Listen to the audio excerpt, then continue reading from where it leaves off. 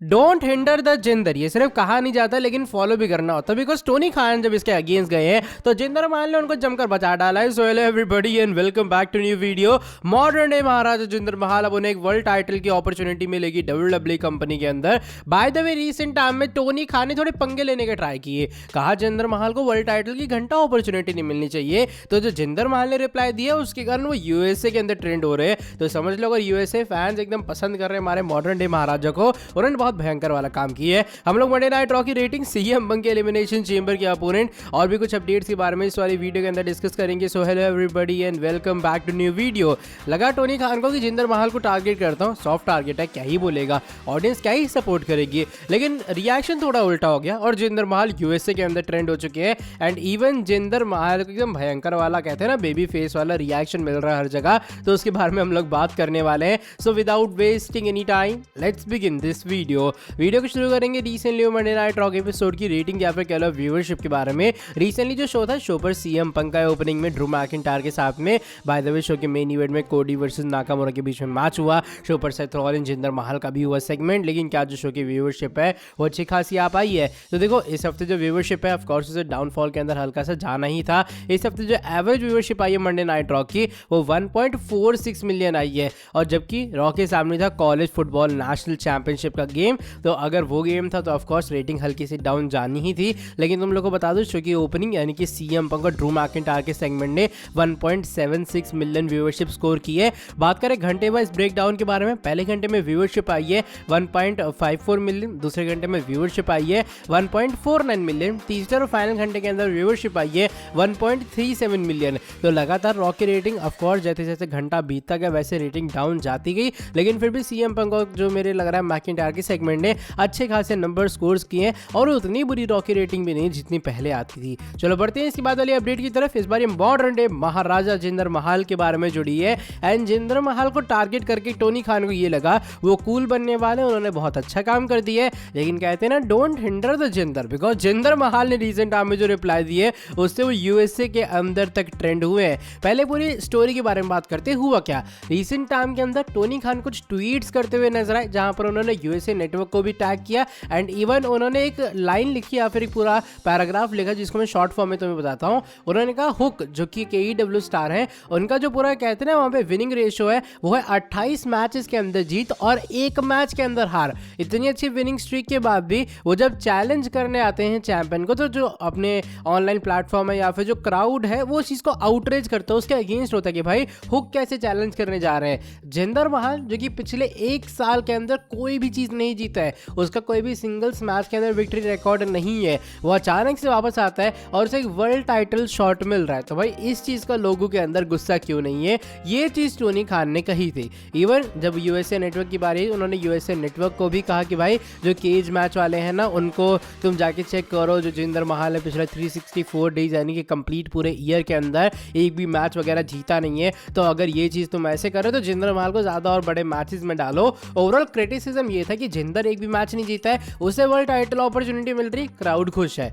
Hook जो कि AEW talent है, उसकी विनिंग स्ट्रीक भी है, उससे अगर एक टाइटल अपॉर्चुनिटी AEW के अंदर मिल रही है, फैंस उससे नाराज है। लेकिन जिंदर महल जो है इन सबको एक साथ लपेटते हुए नजर आए ट्वीट करके, जिसका स्क्रीनशॉट तुम लोग देख पा रहे हो। वो लिखते हैं who the fuck is hook, watch Monday night raw USA network Monday night raw 8 PM east 7 central. यानी कि भैया यहाँ पे जिंदर महल कुल मिला के यही पूछ रहे हैं ये हुक है कौन, मतलब हुक AEW स्टार है जिन लोगों को नहीं पता है, लेकिन जिंदर महल ने उसे इस तरीके से मॉक किया है। अब यहाँ पे भाई इसको लेकर बहुत कहते हैं ना भयंकर वाला सपोर्ट मिला जिंदर महल को।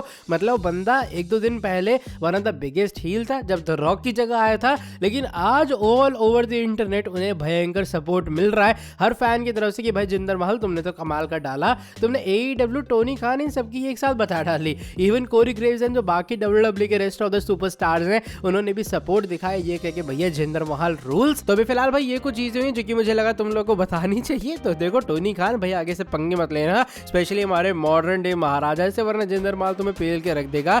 ये बात जिंदर ने आज एक बार फिर से बता डाली है। मैं तो यही सोचा है कितना इमेच्योर से बंदा नहीं है वो, क्या मतलब जिंदर को लेकर टारगेट करने की क्या जरूरत थी। चलो बढ़ते हैं इसके बाद वाली अपडेट की तरफ। इस बार यदि अमेरिकन नाइटमेयर कोडी रोड्स के बारे में जुड़ी है। कोडी रोड जो है ऑफकोर्स रोड टू रेसलमेनिया चल रही है एंड कोडी के सामने इस बार कहते हैं ना बहुत सारे लोग हैं, उनके सामने द रॉक भी आ सकते हैं, उनके सामने सीएम पंक ऑलरेडी एक वर्ल्ड टाइटल चीज के लिए। तो इसको लेकर फाइनली हुआ क्या है, अपने कोडी रोड्स ने रिसेंट टाइम में अपने इंटरव्यू वगैरह के अंदर एक रिएक्शन दिया है। बेसिकली यहाँ पर जो हमारे कोडी उन्होंने ये कहा है, देखो उन्हें परवाह नहीं है। वो कहते हैं द रॉक बहुत अच्छे टैलेंट है, बहुत बड़े सुपरस्टार है, सीएम पंक एक बहुत अच्छे टैलेंट है, बहुत बड़े सुपरस्टार है, लेकिन कोडी रोड्स को उससे लेना देना नहीं है ना, उन्हें तो अपनी स्टोरी फिनिश करनी है, उन्हें WWE के टॉप पे जाना है। तो इन लोगों से उनका क्या लेना देना है? बिकॉज ऑफ कोर्स लगातार जो लोग हैं वो यही कहते रहते हैं कि भाई देखो द रॉक भी आ गया एंड इवन उस तरफ से सीएम पंक है, तो कोडी स्टोरी किस तरीके से फिनिश करेंगे। तो कोडी का कहना क्लियरली ये है, उनका टारगेट द रॉक है, सीएम पंक का स्पॉट लेना नहीं है। उनका टारगेट ये नहीं है वहां द रॉक भी है, सीएम पंक भी है, तो कोडी का कैसे होगा? बल्कि कोडी का टारगेट क्लियर है, उन्हें स्टोरी फिनिश करनी है। और ये कुछ बातें भी फिलहाल रिसेंट टाइम में अमेरिकन नाइटमेयर ने कही है रोड टू रेसलमेनिया के ऊपर। बात करते हैं अगली अपडेट के बारे में। इस बार विजनरी रेवोल्यूशनरी यानी कि सेथ रॉलिंस के बारे में ही जुड़ी है। जो सेथ रॉलिंस है currently of course Monday night raw के अंदर तुम्हारे वर्ल्ड हेवीवेट चैंपियन है। अगले हफ्ते वो डिफेंड भी करेंगे चैंपियनशिप को जिंदर महल के खिलाफ। लेकिन रिसेंट टाइम के अंदर कुछ स्टैट्स आए सामने और स्टैट्स के अकॉर्डिंग ये जो फिलहाल वर्ल्ड टाइटल रेंज चल रही है सेथ की, ये अभी तक के उनकी सभी वर्ल्ड टाइटल रेंज से सबसे ज्यादा दिन के ऊपर है। यानी कि ऑफ कोर्स इससे पहले भी सेथ रॉलिंस वर्ल्ड चैंपियन बने थे। अगर तुम्हें याद होगा हीस्ट ऑफ द सेंचुरी वाला मोमेंट और भी बहुत सारी चीजें हुई थी। तो वो सारी चीजों के अलावा जो है उनकी जो टाइटल रेन है उनके इतने डेज नहीं हुए हैं जितने डेज अभी फिलहाल इस चीज के या फिर इस वाली वर्ल्ड टाइटल रेन के हो चुके हैं। तो वैसे कांग्रेचुलेशंस है हमारे विजनरी को। आई रियली होप कि आने वाले टाइम में सेथ रॉलिंस की जो टाइटल रेन है अगर वो लंबी जा रही तो WWE से और एंटरटेनिंग बनाए या फिर जिंदर महल के खिलाफ क्या वो लूज करेंगे अभी तो अगला हफ्ता ही बताने वाला है। बात हम लोग elimination chamber premium live event के बारे में भी करने वाले हैं और लग ऐसा है कि सीएम पंक का ओपोनेंट ऑलरेडी वहां पर रिवील हो चुका है। जिन लोगों को नहीं पता है, royal rumble premium live event के बाद एलिमिनेशन चेंबर शो होने वाला है और WWE का एक इंटरनेशनल पर्थ का इवेंट होने वाला होगा ऑस्ट्रेलिया में। तो ऑफ कोर्स WWE बड़े मैच कार्ड्स बुक करती है और एक पॉसिबिलिटी आ रही है सामने कि शायद सीएम पंक वर्सेस जो ड्रू मैकिंटायर का मैच है वो इस वाले शो का पार्ट बन सकता है। अगर तुमने देखा हो रिसेंटली रॉ की ओपनिंग के अंदर सीएम पंक ड्रू मैकिंटायर के बीच में सेगमेंट हुआ था, तो तब से बिलीव आ रहा है सामने की मे बी एलिमिनेशन चेंबर के अंदर पंक वर्सेस ड्रू मैकिंटायर के बीच में तुम्हें फ्यूड दिखाई देने वाला है।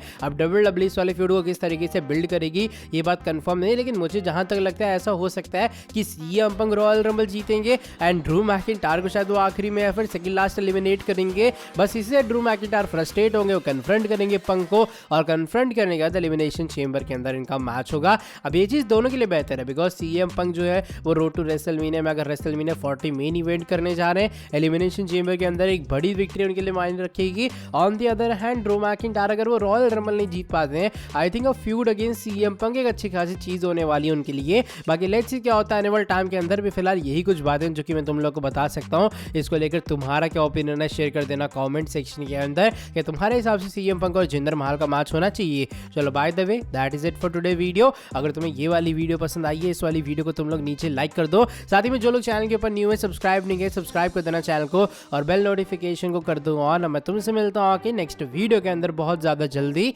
Till then bye bye, take care.